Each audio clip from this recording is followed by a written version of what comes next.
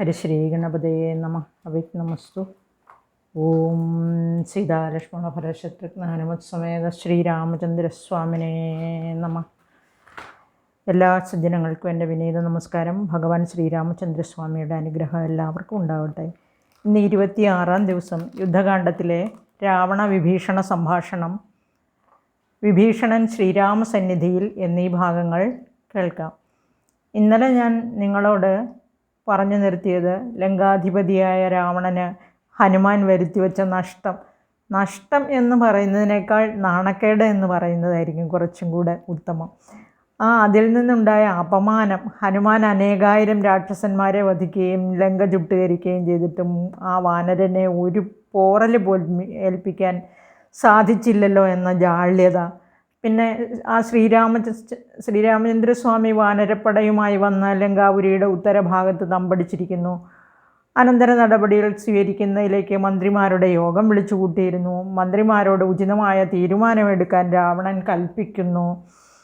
അങ്ങനെ മന്ത്രിമാരുടെ ആ ഉചിതമായ തീരുമാനം സ്വീകരിക്കാൻ രാവണനും സമ്മതമാണ്. കാരണം എല്ലാ വിജയങ്ങൾക്കും പിന്നിൽ രാവണൻ്റെ ആ മന്ത്രിമാരുണ്ടായിരുന്നു.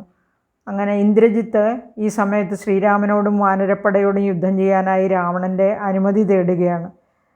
ആ സമയം അവിടേക്ക് വന്ന വിഭീഷണൻ, ശ്രീരാമഭക്തനായ വിഭീഷണൻ, ഭാഗവതോത്തമനായ വിഭീഷണൻ സ്വന്തം ജ്യേഷ്ഠനെ വണങ്ങുന്നു. അനുജനെ അരികത്ത് പിടിച്ചിരുത്തിയിട്ട് ഇങ്ങനെ വളരെ സന്തോഷം തോന്നുകയാണ് അനുജനെ കണ്ടപ്പോൾ. പിടിച്ചിരുത്തി കുശല പ്രശ്നങ്ങളൊക്കെ നടത്തി. വിഭീഷണനുടനെ പറയുകയാണ്, രാക്ഷസാധീശ്വര, വീര, ദശാനന, നീ ഇന്ന് ഞാൻ പറയുന്നത് അനുസരിക്കണം. തൻ്റെ ഉറ്റവരോട് നല്ലത് പറഞ്ഞു കൊടുക്കുക എന്നത് സജ്ജനങ്ങളുടെ കർത്തവ്യമാകുന്നു. തൻ്റെ വംശത്തിൻ്റെ നന്മയ്ക്ക് എന്തെന്ത് കാര്യങ്ങൾ ചെയ്യണമെന്നും നാം അറിഞ്ഞിരിക്കേണ്ടതുണ്ട്. നീ അറിഞ്ഞിരിക്കാനായി ഞാൻ പറയുകയാണ്. ആ ശ്രീരാമനോട് എതിർക്കാൻ ഈ ബ്രഹ്മാണ്ടത്തിൽ ആരാണുള്ളത്? ആരുമില്ല എന്ന് തന്നെ അർത്ഥം. ഇനി മത്തൻ, ഉന്മത്തൻ, പ്രഹസ്തൻ, വികടൻ, സുപ്തഘ്നൻ, യജ്ഞാന്തകൻ, കുംഭകർണൻ, ജംബുമാലി, പ്രജംഘൻ, കുംഭൻ, നികുംഭൻ, അകമ്പനൻ, കമ്പനൻ, വമ്പൻ, ദേവാന്തകൻ, മഹാപാർശ്വൻ, കുംഭഹനു, ത്രിശിരസ്, അധികായൻ, മഹോദരൻ, നരാന്തകൻ, ദേവാന്തകൻ, വജ്രദംഷ്ട്രൻ, യൂപാക്ഷൻ, ശോണിതാക്ഷൻ, വിരൂപാക്ഷൻ, ധൂമ്രാക്ഷൻ, മഹാരാക്ഷൻ, എന്തിന് യുദ്ധത്തിൽ ഇന്ദ്രനെ ജയിച്ച വീരനായ ഇന്ദ്രജിത്ത് പോലും രാമനോട് എതിർക്കാൻ ആവില്ല എന്നറിയുക. ഈ രാക്ഷസന്മാരെല്ലാം ഈ ശ്രീരാമനോട് എതിരിടാൻ പോയാൽ രക്ഷ നേടില്ല എന്നാണ് പറഞ്ഞു വരുന്നത്. ഇതിൽ ഈ മാല്യവാൻ്റെയും സുന്ദരിയുടെയും, അതായത് രാവണൻ്റെ അമ്മാവനാണ് മാല്യവാൻ, അമ്മയുടെ സഹോദരൻ. ആ മാല്യവാൻ്റെ ഭാര്യയാണ് സുന്ദരി. അവരുടെ പുത്രന്മാരാണ് ഈ മത്തനും, ഉന്മത്തനും, വജ്രദംഷൻ, സുപ്തഘ്നൻ, വിരൂപാക്ഷൻ, ദുർമുഖൻ, യജ്ഞാന്തകൻ. പിന്നെ ഈ 10 പുത്രന്മാർ കൂടാതെ ഒരു പുത്രിയും കൂടെ ഉണ്ട് അവർക്ക്, അനല എന്നു പേരായിട്ട്. ഇനി സുമാലിക്കും കേതുമതി എന്ന ആ സുമാലിയുടെ ഭാര്യയ്ക്കും കൂടെ ഉള്ള പുത്രന്മാരാണ് പ്രഹസ്തൻ, വികടൻ, ധൂമ്രാക്ഷൻ, അകമ്പനൻ, സുപാർശൻ, ദണ്ഡൻ, സംഹ്രാദി, പ്രജംഘൻ, കാലധനുസ്, ഭാസശ്രവണൻ. അവരുടെ കൂട്ടത്തിലുള്ളതാണ് രാവണൻ്റെ അമ്മയായ കൈകസി, കുംഭീനസി, പുഷ്പോൽക്കട, ബഗ, ഇങ്ങനെ 4 പെൺകുട്ടികളും ഉണ്ട് അവരുടെ കൂട്ടത്തിൽ. ഇനി മാലിക്കും വസുധയ്ക്കും കൂടി ഉള്ള മക്കൾ അനിലൻ, വരൻ, സമ്പാദി, ഇങ്ങനെ കുറേ പേര്. അപ്പോൾ ഇവരെല്ലാവരും കൂടെ ചെന്നാലും ശ്രീരാമനെ ഒന്നും ചെയ്യാനാവില്ല എന്നാണ് വിഭീഷണൻ പറഞ്ഞു വരുന്നത്. അതിൻ്റെ ഉദാഹരണം എന്താണെന്ന് വെച്ചാൽ, ഹനുമാൻ വന്ന് ലങ്ക ചുട്ടരിച്ചപ്പോൾ നമുക്ക് അറിയാം ഒന്നും ചെയ്യാൻ കഴിഞ്ഞില്ല. അതുപോലെ തന്നെ ആരണ്യകാണ്ഡത്തിൽ വെച്ചൊക്കെ ആ സംഭവം നടക്കുമ്പോഴൊക്കെ ഈ ശ്രീരാമൻ രാക്ഷസന്മാരെയൊക്കെ വധിച്ചിട്ടുണ്ടല്ലേ. അങ്ങനെയുള്ള ആ ശ്രീരാമനോട് എതിരിടാൻ ഇവർക്ക് കഴിയില്ല എന്നാണ് പറഞ്ഞു വയ്ക്കുന്നത്. ശ്രീരാമനോട് നേരായവണ്ണം പൊരുതി ജയിക്കാമെന്ന് ആരും കരുതണ്ട. ശ്രീരാമൻ മനുഷ്യനല്ലെന്ന് അറിയുക. ആരാണെന്ന് അറിയാൻ ആർക്കും സാധിക്കില്ല. അവൻ ദേവേന്ദ്രനുമല്ല, അഗ്നിയുമല്ല, വൈവസ്വതനുമല്ല, നിരുതിയുമല്ല, ജഗത്പ്രാണനല്ല, പാശിയുമല്ല, ഈശാനനുമല്ല, വിത്തേശനുമല്ല, വേധാവുമല്ല, ഭുജംഗാധിപനുമല്ല, ആദിത്യനുമല്ല, രുദ്രനുമല്ല, വസുക്കളുമല്ല, സൃഷ്ടിസ്ഥിതിലയ കാരണഭൂതനായ ആ മോക്ഷപ്രദായകനായ സാക്ഷാൽ ശ്രീ മഹാവിഷ്ണു നാരായണനാണെന്ന് അറിയുക. മുമ്പ് ഭൂമിദേവിയെ രക്ഷിക്കാനായി പന്നിയായി അവതരിച്ചവൻ, ഹിരണ്യകശിപുവായ ആ രാക്ഷസനെ കൊല്ലാനായി നരസിംഹരൂപം പൂണ്ടവൻ, മഹാബലിയോട് 3 ലോകവും തിരിച്ചു വാങ്ങുന്നതിനായി വാമനമൂർത്തിയായവൻ, അസുരാംശമായി ജനിച്ച ക്ഷത്രിയന്മാരെ വധിക്കുന്നതിനായി ഭാർഗവരാമനായി ജനിച്ചവൻ, 21 വട്ടം ക്ഷത്രിയന്മാരെ കൊല ചെയ്ത ഭാർഗവരാമനായി ജനിച്ചവൻ, ആ ഭഗവാൻ അസുരന്മാരെ അവസാനിപ്പിക്കാനായി അപ്പോഴപ്പോൾ ഓരോരോ അവതാരങ്ങൾ എടുത്തു വരുന്നു. ഇന്ന് ദശരഥപുത്രനായി വന്നിരിക്കുന്നതും നിന്നെ കൊല്ലുവാനായി മാത്രമാണ്. ദശാനന, ഈശ്വരൻ മാത്രമാണ് സത്യം എന്നത് നീ ഒരു പരമാർത്ഥം മനസ്സിലാക്കൂ. ആ ഭഗവാന്റെ ഇച്ഛയ്ക്ക് വിപരീതമായി ഒന്നും സംഭവിക്കുകയില്ല എന്നറിയുക. ഞാൻ എന്തിനായിട്ടാണ് ഇപ്പോൾ ഇങ്ങനെയൊക്കെ പറയുന്നത് എന്ന് നിനക്ക് ശങ്കയുണ്ടാകാം. തന്നെ സേവിക്കുന്ന, തന്നെ ആശ്രയിക്കുന്ന ഭക്തന്മാർക്ക് അഭയം കൊടുക്കുന്ന കരുണാമയനാണ് ആ ഭക്തവത്സലനായ ശ്രീരാമചന്ദ്രൻ. എന്തും കൊടുക്കുന്ന ഭക്തപ്രിയൻ, ശ്രേഷ്ഠൻ, പരമേശ്വരൻ, ശരണാഗത വത്സലൻ. അങ്ങനെയുള്ള ആ കേശവൻ്റെ തൃപ്പാദങ്ങളിൽ അഭയം തേടൂ രാവണ. ആ തൃപ്പാദങ്ങളിൽ നിത്യം സേവിച്ചു കൊള്ളുക. ആഗ്രഹിച്ചതെന്തും നൽകുന്ന ആ ജനാർദ്ദനെ നമസ്കരിക്കൂ. നീ ആ മൈഥിലിയെ തിരികെ കൊടുത്ത് രക്ഷിക്കണേ എന്ന് അപേക്ഷിച്ചാൽ ആ കരുണാമയനായ ആ ഭഗവാൻ എല്ലാ അപരാധങ്ങളും പുറത്ത് ആ തൃപ്പാദങ്ങളിൽ നിനക്ക് അഭയം നൽകും. തൻ്റെ ഭക്തന്മാരിൽ ഇത്രയ്ക്ക് കൃപയുള്ള മറ്റാരുമില്ല എന്നറിയുക. ആ സുബാഹുവിനെയും മറ്റ് രാക്ഷസന്മാരെയും വധിച്ച് വിശ്വാമിത്ര മഹർഷിക്ക് യാഗരക്ഷയേകിയത് ഈ ബാലനായ രാമനാണ്. അതുപോലെ ഒരൊറ്റ അമ്പിനാൽ താടകയെ കൊന്നതും ഈ ബാലകനായിരുന്നു. കല്ലായി യുഗങ്ങളോളം ശ്രീരാമനെ ധ്യാനിച്ചു കിടന്ന അഹല്യയ്ക്ക് മോക്ഷം നൽകിയതും ഈ ബാലകനല്ലാതെ മറ്റാരുമല്ല. ത്രയംബകം എന്ന മഹേശ്വര ജാപം ഖണ്ഡിച്ച് മൈഥിലിയെയും കൊണ്ട് അയോധ്യയിലേക്ക് പോകുമ്പോഴേ മാർഗമധ്യേ മഴുവുമായി ആക്രമിക്കാൻ വന്ന ആ മഹാപരാക്രമിയായ ഭാർഗവരാമനെ ജയിച്ചതും ഈ ബാലകൻ തന്നെയാണ്. അതുമാത്രമോ, രാക്ഷസന്മാരായ വിരാധനെ കൊന്നതും ഖരനെയും ദൂഷണനെയും മറ്റ് 14,000 നിശാചരന്മാരെയും 3.25 നാഴിക കൊണ്ട് വധിച്ചതും ഉഗ്രപരാക്രമിയായ ബാലിയെ കൊന്നതും ഈ ശ്രീരാമചന്ദ്രനാണല്ലോ. സമുദ്രം ചാടിക്കടന്ന് ഇവിടെ വന്ന് ഈ ജാനകീദേവിയെ കണ്ട് സംസാരിച്ചിട്ട് ലങ്കാപുരം ചുട്ടുകരിച്ചിട്ട് ആ വാനരൻ പോയതും ഈ ശ്രീരാമചന്ദ്രൻ്റെ അനുഗ്രഹം ഒന്നുകൊണ്ട് മാത്രമാണ്. ഇതെല്ലാം അറിയുന്ന നീ ഇപ്രകാരം മൂഢപ്രവൃത്തികൾ ചെയ്യാൻ തുനിയുന്നത് എന്തേ? സജ്ജനങ്ങളോട് വിരോധം വെച്ച് പുലർത്തുന്നത് ഒരിക്കലും നന്നല്ല. ബുദ്ധി കെട്ട അമാത്യന്മാർ, അതായത് അമാത്യന്മാരെന്ന് പറഞ്ഞാൽ മന്ത്രിമാർ പറയുന്നത് കേട്ട് അവരോരോന്ന് ഇഷ്ടം സമ്പാദിക്കാൻ വേണ്ടി പറഞ്ഞു നിരിക്കും. അത് കേൾക്കുന്ന നിന്നെ കൊലയ്ക്ക് കൊടുക്കുന്ന, നീ നിന്നെ തന്നെ കൊലയ്ക്ക് കൊടുക്കുന്നത് പോലെയാണ്. കാലപുരിക്ക് പോകേണ്ട എന്നുണ്ടെങ്കിൽ നീ ആ ജാനകീദേവിയെ തിരികെ കൊണ്ടുപോയി കൊടുക്കുക. ദുർബലന്മാരായിട്ടുള്ളവർ മനസ്സിൽ വൈരഭാവത്തോടെ ശക്തിമാന്മാരായവരോട് അല്ലെങ്കിൽ പ്രബലന്മാരോട് ഏറ്റുമുട്ടിയാൽ അതിൻ്റെ ഫലമായി നാടും നഗരവും സൈന്യവും എന്തിന് സ്വന്തം ജീവൻ തന്നെ നിമിഷങ്ങൾക്കുള്ളിൽ നഷ്ടമാകുമെന്ന് അറിഞ്ഞു വയ്ക്കുക.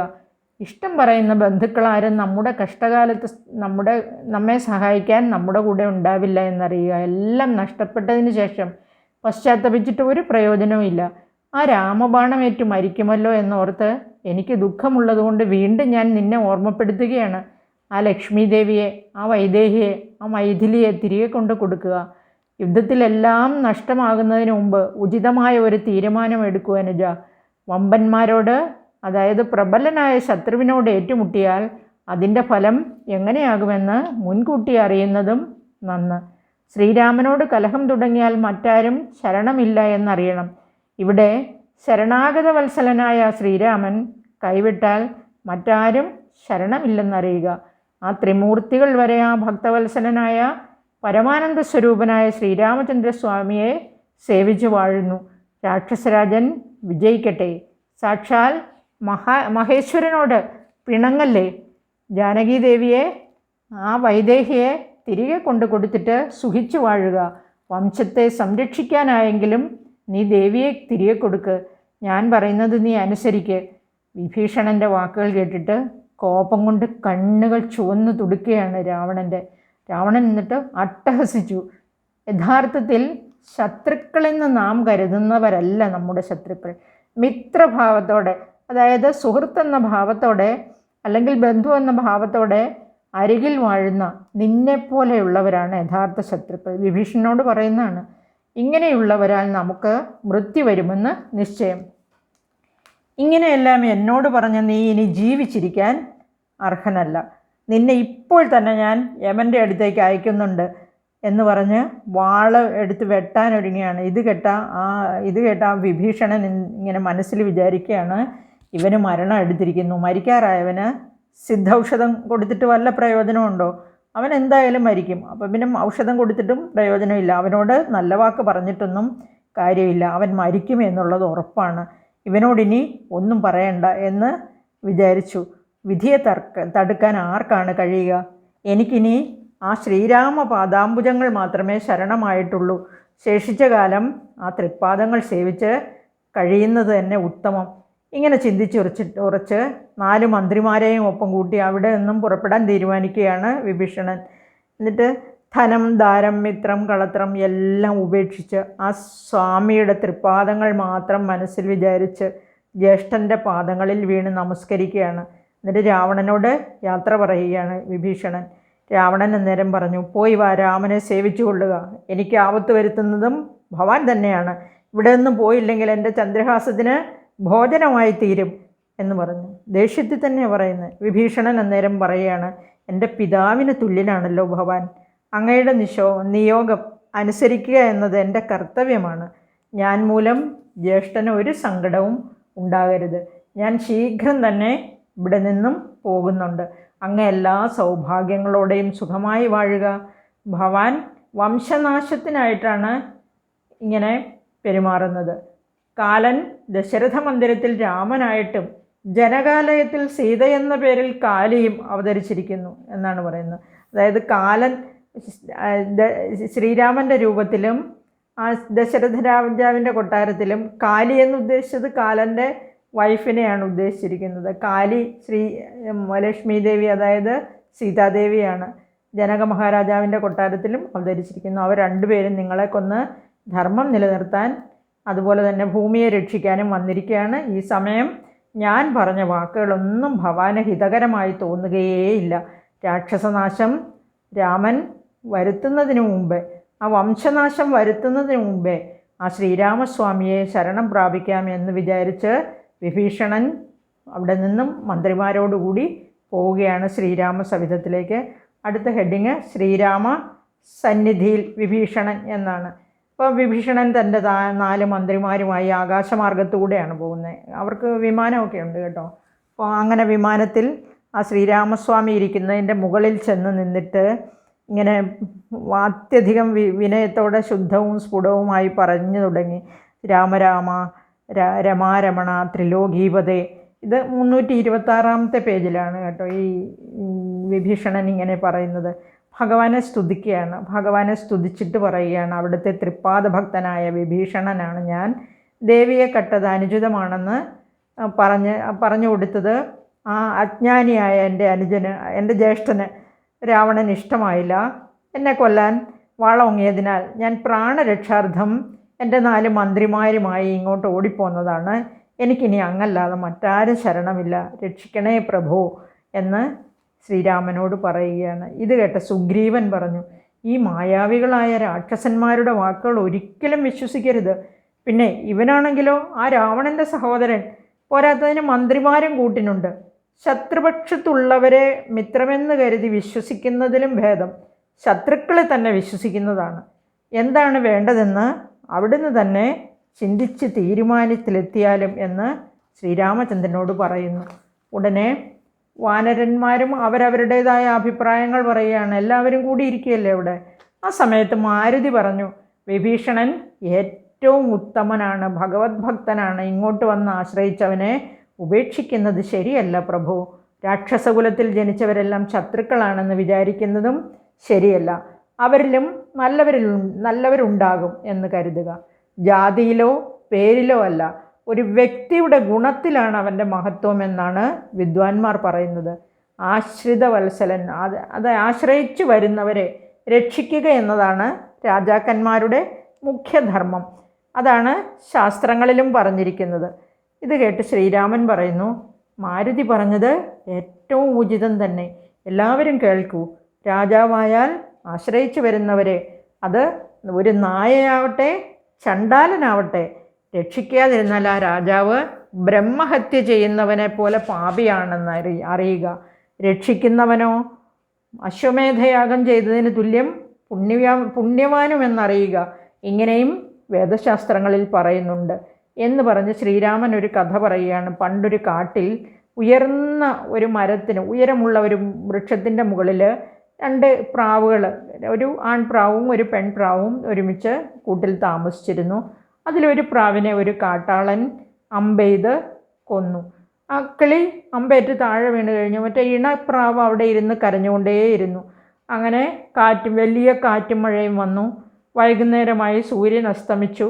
അപ്പോൾ ഈ കൊന്ന പ്രാവിനെ ചുട്ട് തിന്നാൻ തീ കിട്ടാതെ ഇങ്ങനെ വിഷമിച്ചിരിക്കുക ആ കാട്ടാളൻ.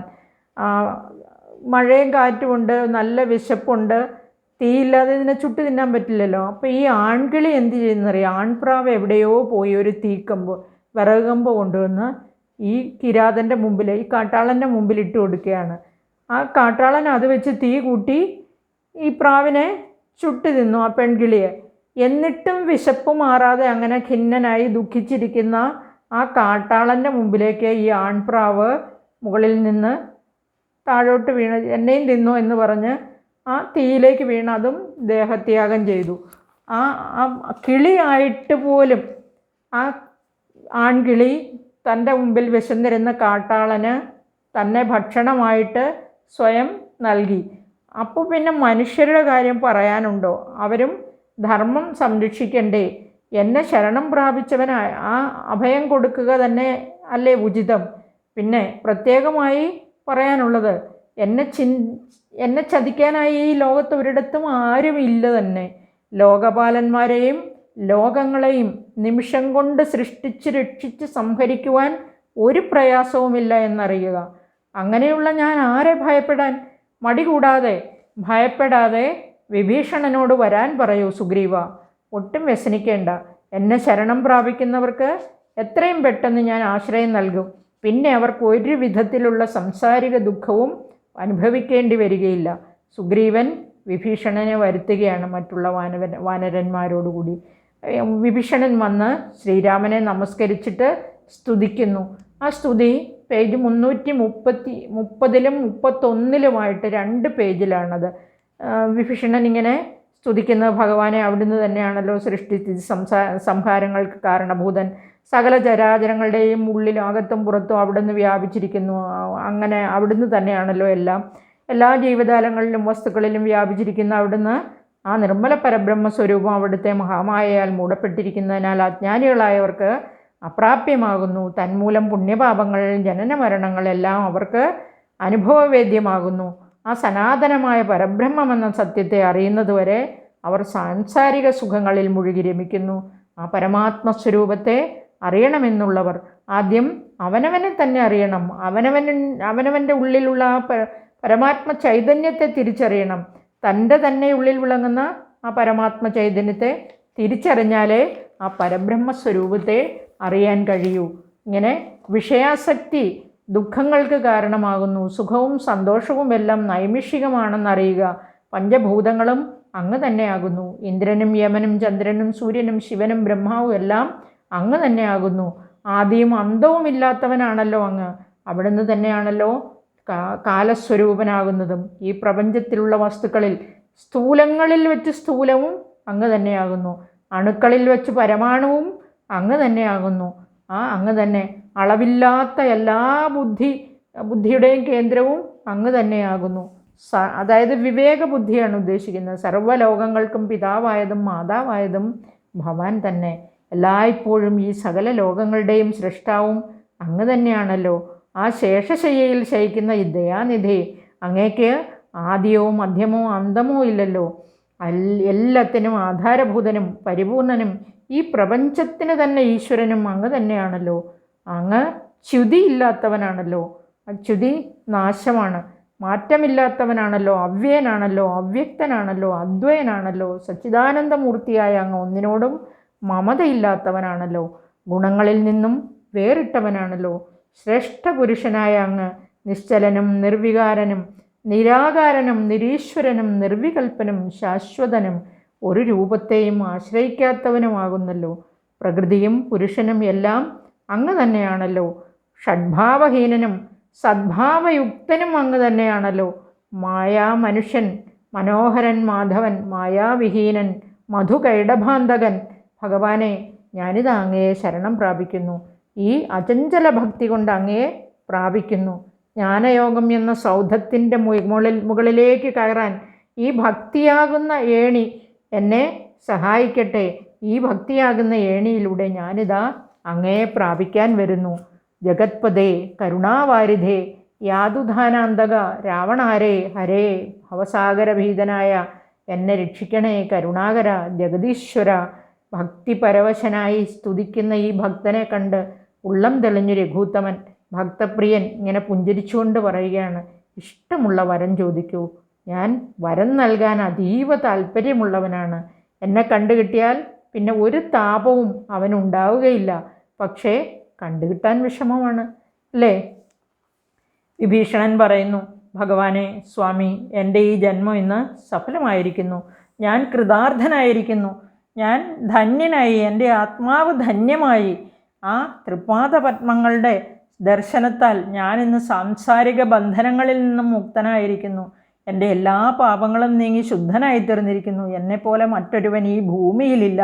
അങ്ങയിലുള്ള ഭക്തി ഒഴിഞ്ഞ് മറ്റൊന്നും ഈ ഉള്ളവന് വേണ്ട. ആ പാവന രൂപം ദർശിക്കയാൽ കർമ്മബന്ധങ്ങൾ നശിച്ച് അങ്ങയിലുള്ള ഭക്തിയും ആ പരബ്രഹ്മജ്ഞാനവും മാത്രമേ ഇനി എനിക്ക് വേണ്ടൂ. മറ്റൊന്നിലും ഇനി എനിക്ക് ആഗ്രഹമില്ല.